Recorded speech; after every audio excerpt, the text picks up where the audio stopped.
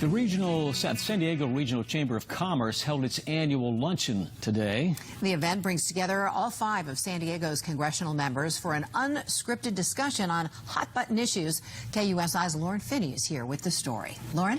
Well, Sandra and Alan, it's a packed event every year and a chance for attendees to ask our local representative what's happening in Washington and where they stand on issues that matter most to San Diego. Congressional members Susan Davis, Daryl Issa, Scott Peters, Juan Vargas, and Duncan Hunter all took part in this year's luncheon, which was held at the Manchester Grand Hyatt downtown and was moderated by Politico senior writer Carla Marinucci. And Mayor Kevin Faulconer and Chamber President Jerry Sanders also addressed the nearly 500 San Diego business and community leaders there.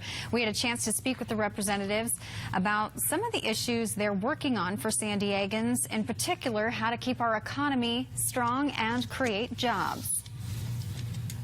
One of the things people keep forgetting is that so many of the good jobs here in San Diego are tied to the military and tied to federal funding, whether it's UCSD, research and development, all these other things. So we're continue to trying to bring that money back to make sure that that economy that it creates is here.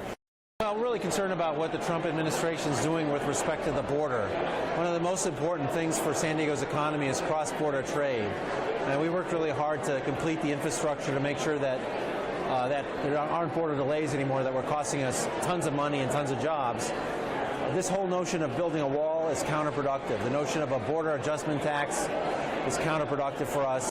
The administration is looking to cut the NIH budget by about 17%. That hurts San Diego because we actually are a great beneficiary of that. And with our colleges, our universities, the work that's being done here, the grants that are received, there's a big impact on small businesses here, and that's the job creators. So we want to grow those jobs, and we think that particularly in that area, we do very well, and we want to demonstrate that we can create those jobs. We're going to probably be talking about the Tijuana River sewage problem and getting that right. That's certainly a nonpartisan effort to deal with something that is coming from south of the border that we all agree we don't want. And so that's going to be an issue. But Congressman Vargas and I are working on it. Obviously, on the north end of the district is the San Onofre nuclear power situation where we have spent rods. And again, I'm getting good support from the rest of the delegation to try to find a solution. As you can see, we didn't get a chance to hear from Duncan Hunter, who joined a little later at the end of the session, but he also was there to answer questions from audience members. Most of the topics focused on U.S.-Mexico relations, trade, tax reform, and health care. So a lot of issues, of course, to cram congressional luncheon. Yeah, you don't see all 5 congressional members together very often.